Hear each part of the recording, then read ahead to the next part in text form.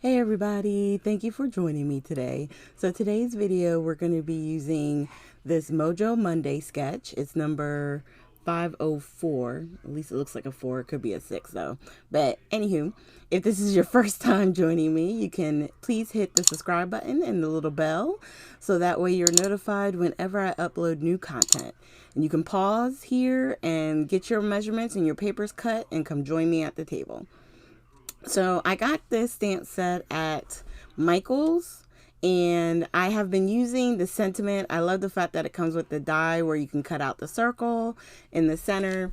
And yeah, we're still using the Pink and Main paper collection.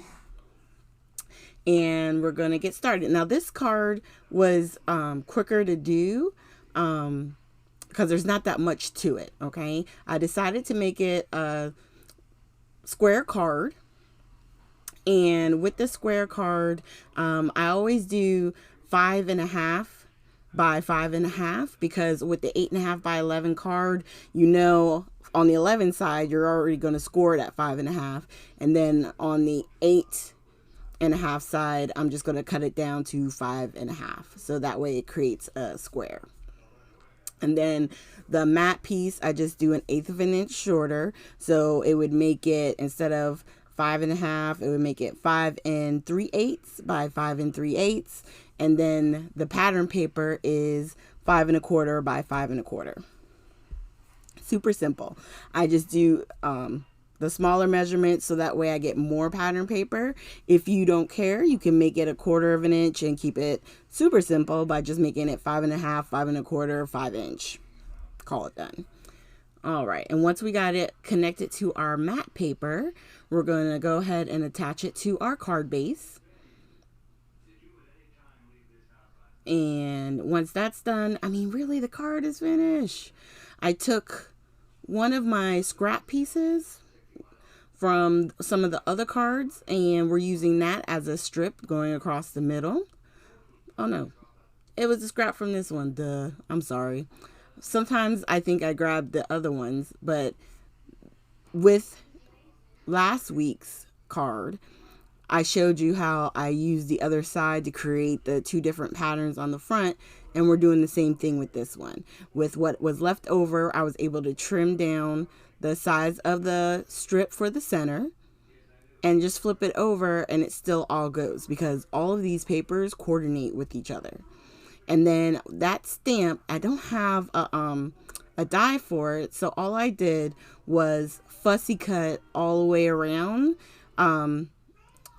basically cutting it out, you know what I mean, in my own way. I didn't go into intricate detail, but just enough to create the pattern, because I liked how this stamp kind of created that same imagery that's on the sketch. You don't have to do that. If you wanted to do something else, just have like something in the center and then put hearts or, like I said before, stars or whatever around it, you can do that too. This was my take on it, and I had the stamp set and I was like, I want to use it. You know what I mean? And to show that if you have a lot of stamps, you can use your stamps with the card sketches as well. No, that was a tongue twister. All right, so we're going to put some foam squares on the back of our sentiment. And if you want to create a distinction between the sentiment and the background, you could always ink your edges. I didn't want that kind of distinction. You'll see it on the card in person because of the dimension with the foam squares. You know what I mean? Like, that's the only dimension that I needed. And really, this is it. That's the card. It took no time at all, and you got to use a large piece of the pattern paper, which I really like to do from time to time, especially if any of the patterns like interest me. It's a really great way to be able to showcase it. Now we're going to take the Black Nuvo drops and then tap, and then there you go. So there's that one, and then I hadn't put the drops on the first one I did, so we're going to put them on at the same time real quick. So thank you guys so much for joining me today. Make sure you hit the like, subscribe, and share button. If you have any questions or comments, definitely feel free to leave them down below.